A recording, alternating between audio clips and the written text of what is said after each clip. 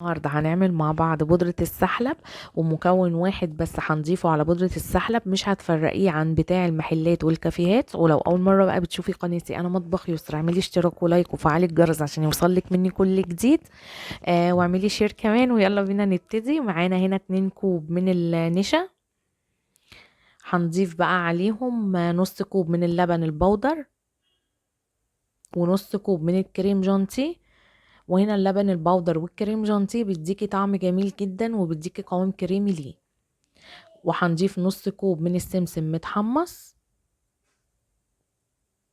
وهنضيف باكت من الفانيليا. ودلوقتي بقى هنضيف المكون اللي قلنا مش هتفرقيه كده عن بره عن بتاع المحلات والكافيهات.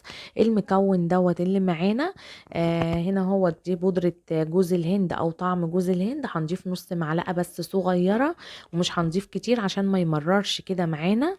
وهنبتدي بقى نخلط كل المكونات دي كده مع بعض، وبقت جاهزة معانا بودرة السحلب. ممكن تحتفظي بيها في برطمان او في اكياس التخزين.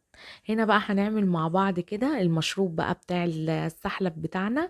هنضيف 2 كوب من اللبن، وضفت 2 كوب من المية عليهم، وممكن تضيفي يبقوا 4 كوبايات لبن بس. ولو انت بقى مش حابة اعملي زي ما انا عملت كده. انا ضفت هنا هو 2 كوب لبن و2 كوب مية، عشان انا يعني حاطة ضفت المية علشان انا ضايفة ايه اللبن البودرة والكريم جانتيه، يعني عززوا الطعم برضو معانا.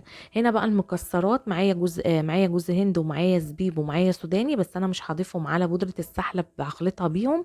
انا هحطها على الوش كده في الكوباية في الاخر زي ما انتوا شايفين هتشوفوا دلوقتي. انت حابه بقى ان انت هتضيفيها في قلب بودره السحلب ممكن.